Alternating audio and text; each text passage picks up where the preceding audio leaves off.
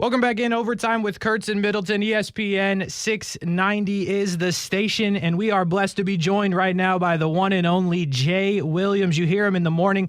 Keyshawn, Jay Will, and Max right here on ESPN 690. Jay Will, appreciate the time, man. I'm not sure I can even call you Jay Will because we're not friends like that, but hopefully that's cool. Don't worry. I do feel this way being on radio and TV every day that people just randomly walk up to me and start talking to me about things. Like I talked about, I take my conference calls in the bathroom to get away from my kids. And my wife and I were having dinner a couple of nights ago, and the guy was like, man, I do the same thing. I take conference calls from the bathroom too. And my wife is like, you take conference calls from the bathroom? I'm like, damn it. You're giving away my good stuff, guys. That's awesome, man. Let's get into it. We had those conference championships yesterday, obviously, in the NFL. We got the Chiefs and the Eagles in the Super Bowl. My question for you is this. Do you think we did get the two best teams that are going to face off in Phoenix here in a couple of weeks? I do. The Eagles have been one of the most complete teams in the NFL since the beginning of the season. And we were having a debate today about, historically, is this one of the best defenses the game of football has ever seen? Now, you may not say that about their defense overall, but their pass rush unit, you can definitely make that case. And Jalen Hurts, with the way he's led, being involved in the MVP conversation, and then obviously getting hurt and battling back through injury over the last couple of games, he still didn't play great, but you saw the full franchise and how they came together and rallied around him yesterday. And then Patrick Mahomes, look, we're talking about the GOAT. And that was a big-time matchup against him and Joe Burrow. And you kind of felt like whoever's going to win that game was going to have a legitimate chance to win the Super Bowl. You hate to see the Bengals lose it the way they did with a penalty off a late hit on Patrick Mahomes. But you talk about things that add to the legacy of who these players are. On a high sprinkle aim for him to get 8-9 yards for a first down and then take that hit, those are things that add to the legacy and the greatness of who Patrick Mahomes is. So I do feel like the league is represented in its best manner with these two teams.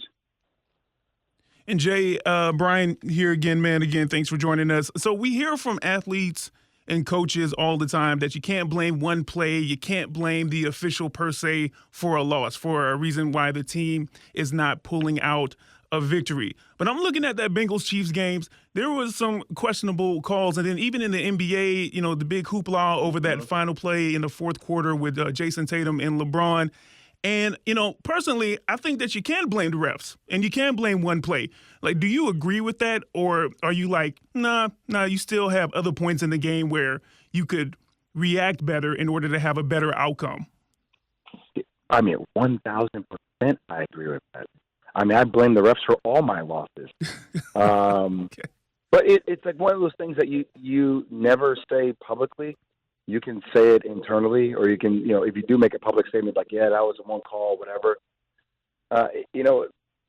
It's really tough, I think, if you're Cincinnati because the game was so close and you're on the road. And that's how I kind of look at it with LeBron, too. It's like there's certain things that I don't expect. As a player, when I go into an opposing gym, I don't expect to get those calls down the stretch. LeBron, you're probably not going to get that call in Boston. If you're Joe Burrow, you're probably not going to get that call in Kansas City. And you have to be better than what you were before. So, yeah, you can say that amongst your friends, but you also know you have to be better, man. Yeah, I get that. Let me take it a bit more local. So here in Jacksonville, I'm sure that you saw the whirlwind of a second half and playoff run that the Jags had, really turned it on and had an epic comeback in that wild card round against the Chargers, man. Came back from 27 down. Now, you're no stranger to comebacks. I'm thinking back to, I believe it's the Final Four when it was you guys and Duke versus Maryland. And you guys at one point were down by like 20-something points. And you were 22. able to come back. Yeah, 22 points. And you guys were able to come back and pull it out and actually, won the championship that year, I believe. So tell me this. What is it like? Because on that Duke team, you were the guy. I know you're going to be humble and be like, we had great players, and you did. That was an amazing lineup. But what is it like to be the guy on a team and you look up after the first half or the first couple of minutes and you are down by so much? Like, what are you trying to process at that point? And then when you're actually making that comeback, what is that like as well? One bucket at a time, one touchdown at a time, one drive at a time, one possession. I know that's all like these coaches and their cliches, But, like, I think sometimes when you go through – I've definitely been down the path of Trevor Lawrence. I actually had not that game, but a game so similar individually as it relates to a performance in our Miracle Minute that same year. We were down 10, and a lot of my assistant coaches would joke with me. I almost had a quadruple double because I had like 9 turnovers in the first half for that game, and it was really bad. And sometimes you go into a place where you're not nervous, but you're so locked into every possession and not making a mistake that you end up being tight. You end up like squeezing, right, and trying to make things work instead of just being lost in the competitive juices of the game. And I think for Trevor Lawrence, throwing 4 picks in the first half and then finding a way to get that momentum and find that flow state. Flow state is something that you hear athletes say about, but it's really hard for them to explain, what's going on. It's almost like the Matrix. It's when, playing professional sports, the game operates at 1,000 miles per hour.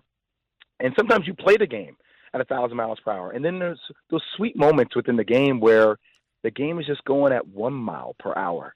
And the game just reveals itself to you in a way that you just say, like, wow, that just seems very easy. And like, it feels like I'm playing against kids again. Like, it doesn't matter what sounds, doesn't matter, what defensive schemes are thrown my way. It doesn't matter. I got a guy coming up the edge that is 6'6", 275 pounds that can probably run a 4.2.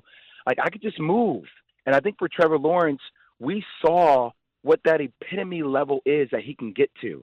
And now the conversation is with the offseason, yes, that has happened, that has occurred, but now we need to see you do that consistently. How do you get to the matrix level consistently for this team? But with Doug Peterson, with what they have coaching-wise or what they have talent-wise, that they have the pieces to get there. So now it's about sustaining expectations, and that brings on a different challenge for Jacksonville because now we expect them to win the division. Now we expect them to make postseason runs, and that's a different weight to carry. Yeah, man, totally agree. So, Jay, I'm going to go all the way basketball here, okay? For those who may not know, you better ask somebody. Jay is a walking bucket. He could put the ball in the hoop. 20, 25, 30 was nothing to him during his career, especially at Duke. I can think of one time, Casey, where it was against UCLA, where he had like 17 straight. I mean, he was shooting threes, he was shooting mid-range, he was driving, they had to foul him, he was hitting the free throws. It was crazy. I was a kid watching that game. I remember that very well. Jay, speak to how hard it is to get a bucket in the NBA, one, and then how impressive LeBron James's ability to put the ball in the hoop for 20 years has been. So let me ask you, how old are you, if you don't mind me asking? I'm 33. You're 33. Casey, how about you? I am 25. 25. Man, to be 25 is tough. I am 41 years old. I am a couple of years removed away from LeBron James, and I am just in awe. And anybody who's my age or older, or even if you're 33, you know the feeling of just even what it takes after a game at the YMCA, like the recovery. And I try to help people understand, because I do a lot of work with, and I've worked out individually with Giannis and Kevin Durant. When you're watching guys, you're like, oh, they're 7 feet tall. They were 6'10". Like, if you ever watch a game, you get a chance to sit courtside, you'll truly see it. Like, Giannis can make it down the court in 2 dribbles. What the hell is that? Like, these are aliens. These are aliens. And their ability to cover ground is so quick, is so cat-like, that, all of a sudden you see space on the floor. That space is gobbled up in a matter of seconds. And the defensive schemes, guys are, well, it's not as hard as it used to be because the amount of possessions are more and the volume of the game and the three-point shooting for spacing. But even guarding Steph Curry and Klay Thompson running over 3 miles per game, like, that's hard to do, right? And then still have energy on the offensive end. So watching what he's doing, I'm blown away that he's able to sustain this level of excellence at this stage of his career. But I also tell you what else it does for me. It puts into perspective what Kareem was able to do to be the all-time leading scorer. Like, there was basically no three-point line for most of his career. This guy, so you say a walking bucket, I'm like, well, that guy was a walking bucket. Granted, he's not playing against the level of competition or athletes that LeBron is playing against today, but still to average 35, 40 points per game, 15, 20 rebounds, it's just mind-boggling that he was able to do that night in, night out, to put himself in that space to be the all-time leading scorer. So every time I watch LeBron achieve this level of greatness, I appreciate it more and more, because the game of basketball will never see a player like him at that size and that weight, but it also makes me appreciate Kareem Abdul-Jabbar even more for what he was able to accomplish with no three-point line, and still be considered one of the greatest. And we don't put his name as the greatest of all time. And I'm like, hold on, it's like Michael, MJ, Kareem, LeBron. Whatever order you want, fine. But, like, those are the elite of the elite, in my opinion. Absolutely. Jay Williams with us right now on ESPN 690 for just a couple more minutes. And, Jay, to your point, ESPN put out a graphic when LeBron was going off against the Celtics. 2,000, a little more than 2,000 threes made in the career of LeBron James. Kareem Abdul-Jabbar won. That's incredible. That is incredible, to your point.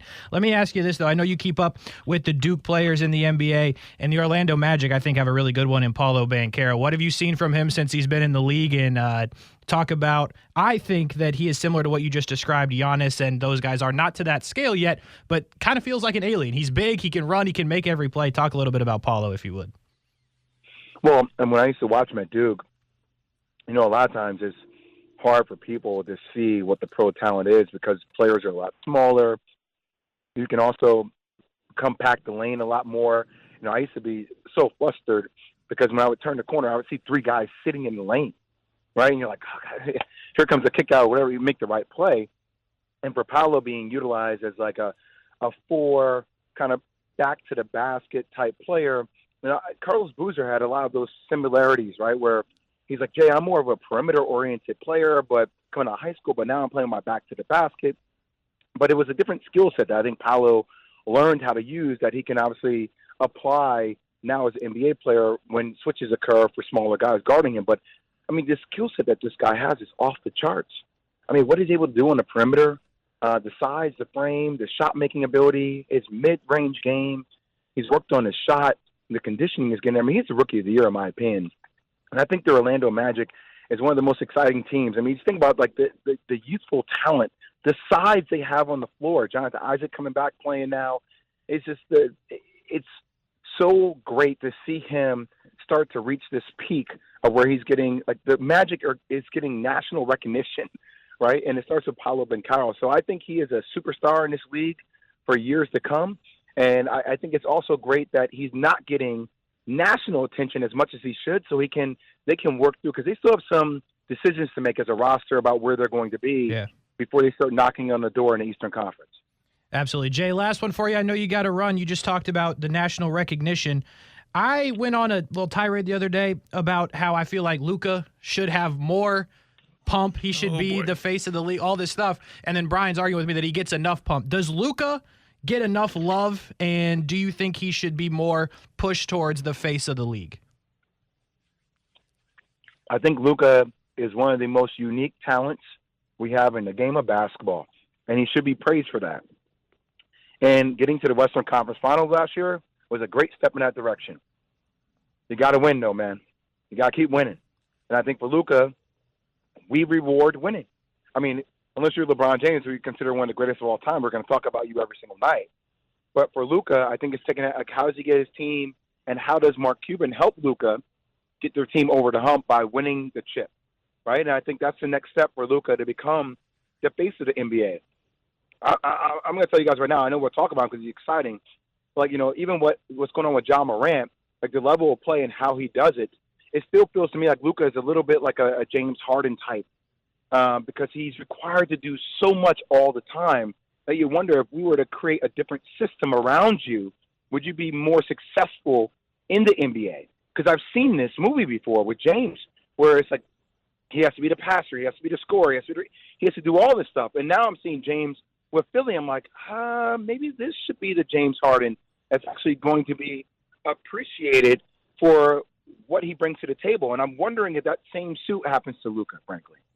Real quick follow-up on that with Dallas. I kind of have them as 1 star, half star, if you will, away. And I look at it as like a Kyle Kuzma, DeMar DeRozan. I know DeRozan's a better player and has done it for longer. But is that how you see it, or are they farther away than that?